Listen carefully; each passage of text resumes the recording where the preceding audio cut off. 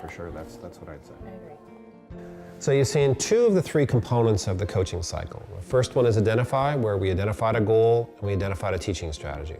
Then we learn that strategy through a precise description on a checklist, or at least I tried to be as precise as I could, and then a chance to see it in action. And in the case you saw, I was modeling in the teacher's classroom. Now we're going into the improve part of the process, and here the teacher will implement the strategy and will keep making modifications until the goal gets hit. So as we've gone through this whole design process of refining the coaching cycle, we realized pretty quickly that essentially one of two things can happen in the improve phase. We can hit the goal, or can we not hit the goal? And if we hit the goal, there are certain next steps, and if we haven't hit the goal, there are certain next steps. And we try to pin that down based on what we saw coaches doing and based on their feedback. It's not that hard to have the not hitting the goal conversation because, it's always a little complicated when you're talking about what a person does, something that's so personal. It's easier to have that conversation when the goal is the teacher's goal and what you're looking at is objective. It's not my judgment of what happened. The teacher has a goal, she's going to determine whether or not she hit the goal, or he's going to determine whether or not he hit the goal. Having that goal kind of takes care of all of the judgmenty parts of it, for lack of better terms. It helps me make sure that we're on track, but I don't have to be the one that brings us back on track. So having that goal out there is pretty helpful.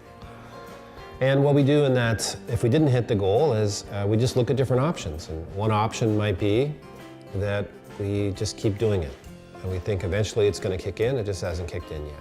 One of those examples of where you would do that would be increasing praise in the classroom or changing the kind of questions. You change the kind of questions, the kids might not be used to it, it might take them a while to respond to open questions. It might not change right away.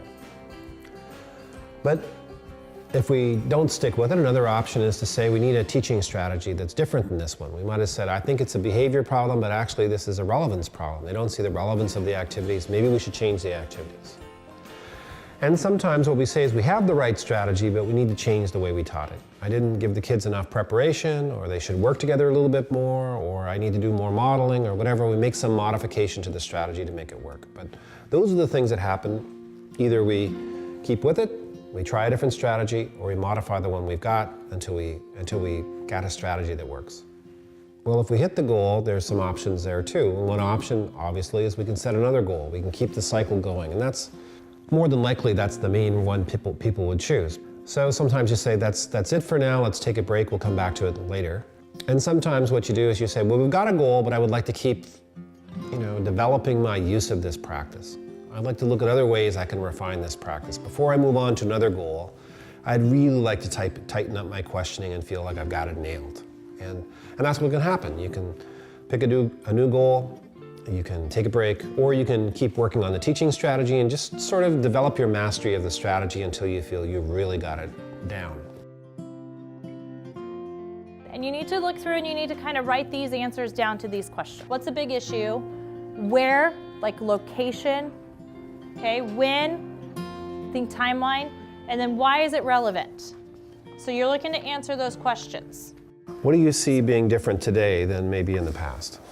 The collaborative nature and then the questions. I do think that those questions, they came up with a lot of answers that I wouldn't have thought of. So the more open, I don't know that all of them were completely open. Well, no, you had a few at the beginning. What's the executive branch? What does he do? Those ones are all Just that quick your review old-time piece. ones. Yeah. Then you've got who is involved, what's the issue, when, where and when will it be implemented, and so forth. Where and when should a new rule be implemented? What do you guys? Possible. As soon as possible?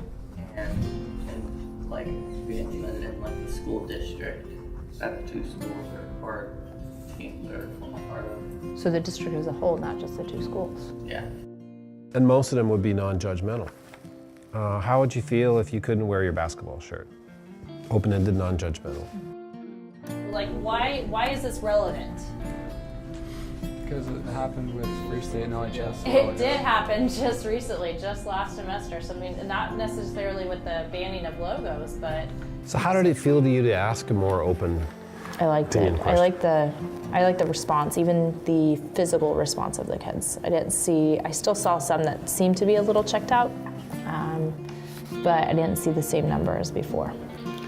So you said you liked it because of the outcome, but just the actual business of asking those kinds of questions, how did that feel different? Or maybe it didn't feel different? It was a little bit more challenging. It's not as easy to come up with those sometimes right off the top of your head. So I liked going into the thinking prompt with 5 questions pre-developed that were kind of in the open mindset, or the open question set, to kind of get my mind even warmed up to asking questions that way. That helped a lot. What sort of rule are you thinking should be implemented? Like when and where and what sort of rule? What's your next step? What are you thinking you'll do next? Not in terms of the specifics, but just generally speaking, where do you see yourself going? Like with this goal? Yeah. I think I'm going to keep going. Actually, I've been debating about that. I think the students are having more ownership, which is where I wanted to ultimately end. Right. It's their learning.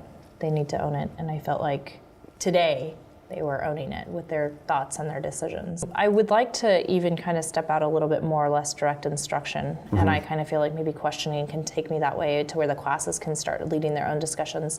I don't want to go like Socratic format yet, but just general classroom discussions where they can kind of keep it moving. Right. It'd be nice.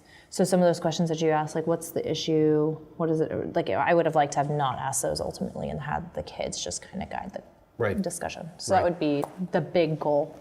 Right. So how have you moved towards that goal, do you think? I've revisited the lessons that are coming up to look at where I can put in some thinking prompts. I've also revisited some of the closing questions that we have on our sheets.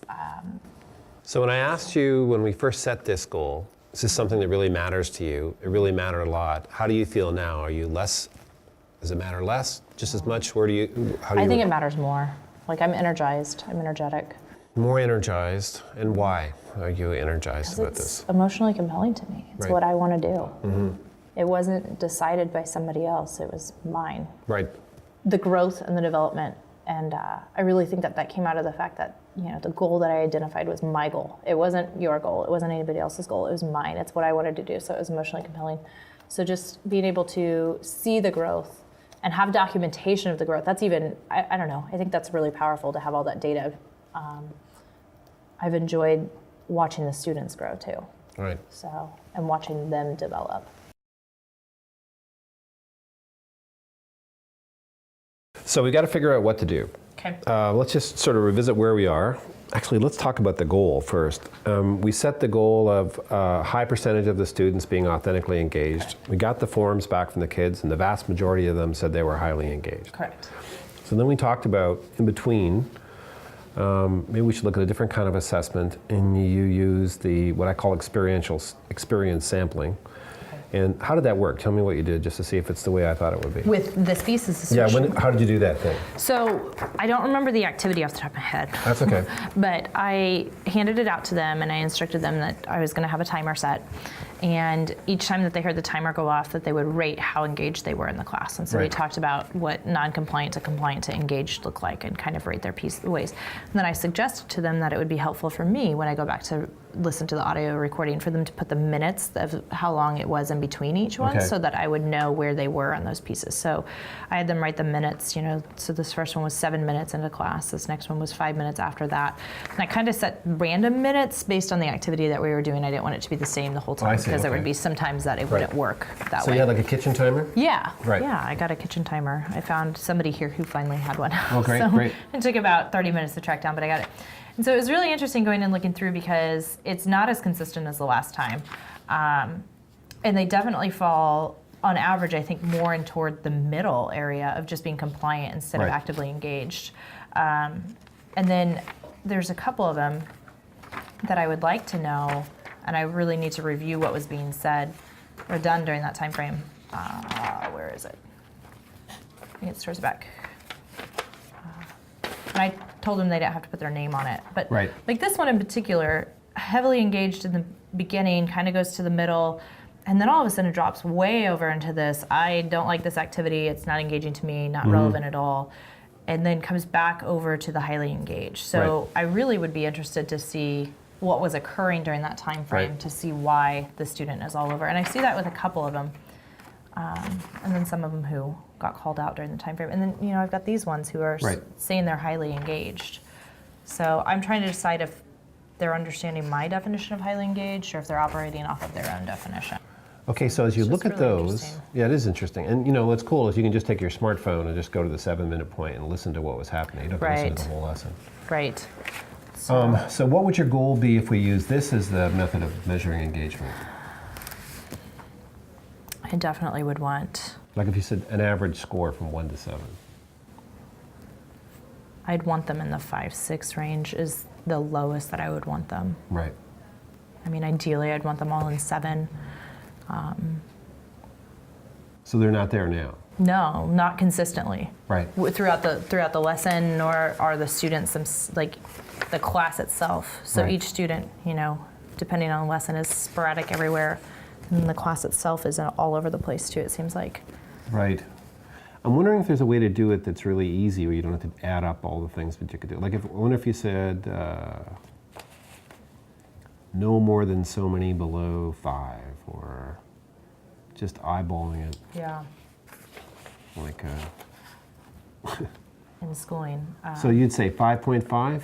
Yeah. So that puts you right in between engaged and compliant. Right. 5.5 is the goal. I'd want them more engaged than compliant. Right, right.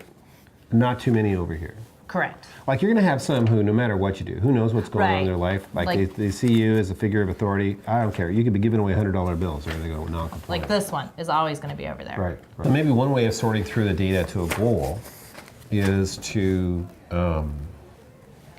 like stack them.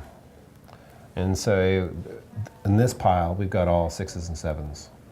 In this pile, we've got this pile is mostly 6 and 7. This pile is Piles. mostly 4s and 5s. And this pile is mostly 1s below 4. Okay. And then say I want to get to where, how many are mostly 6s and 7s, you know? Right. That makes That might sense. be a way to do it. And say maybe you want to get to like,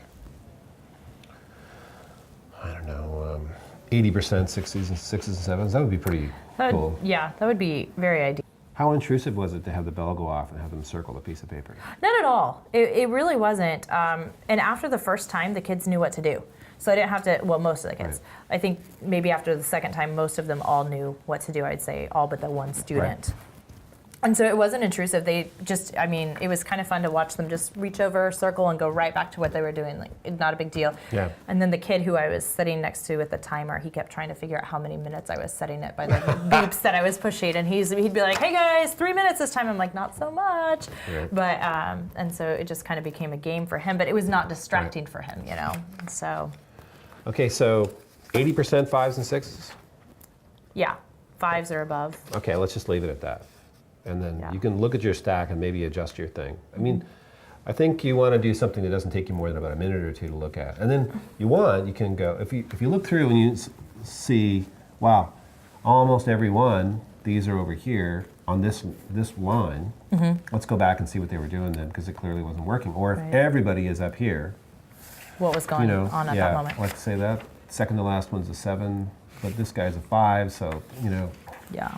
Okay, so we have our goal, we know what it is, and what we're using thinking prompts, and we're Right. looking at open questions and thinking prompts.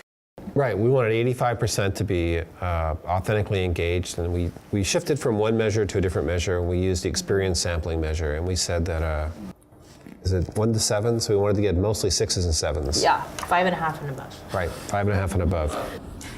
You can't just ban your phone or someone's phone doing that. But ban it, but like if something important is being taught, it shouldn't, like, you shouldn't be allowed to be on it, which is kind of the rule in like most classes here. But I guess it's still a problem. Just it's not enforced as much, I guess. They Right. have started to grow to more open Right. pieces, and I'm seeing more and more the power of the peers goal. Like I was a believer in it before, but now I really feel that I'm like I can stand behind it and say, yes, this is it.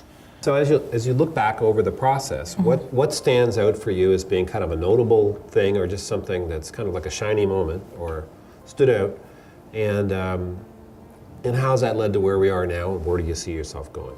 In the past, I've identified goals, but I've never really been able to effectively collect data or even really collected great data. And so then by watching the videos, listening to audio recording, watching you model, and then seeing all the data come out of there, it's really helped me to really see the progression of this whole process and see why it's good. And so I think that that's been probably the most notable piece, is actually having something tangible to look at to measure the goal. Just tell us about where you are in relationship to where you are at the start and where you want to be eventually. All right, so when we first started, I didn't feel, even after the self-reporting, that the engagement was even what the self-reporting was saying. I felt that it was lower than that. As we've gone through the process, I've seen different students start to engage in different levels, which is nice, and starting to see individual students, such as the one that we identified earlier with Gavin. I knew I could always call on him, but he wouldn't always volunteer, and so it was really nice to kind of see him start to break out of that. So I'd say that that would be where I'm going now, is to just kind of identify how to get those kids to open up. Where am I in relation to 85%? I don't think I'm there yet. I think I'm close. I think I have a couple of kids that I still need to kind of figure out what makes them tick.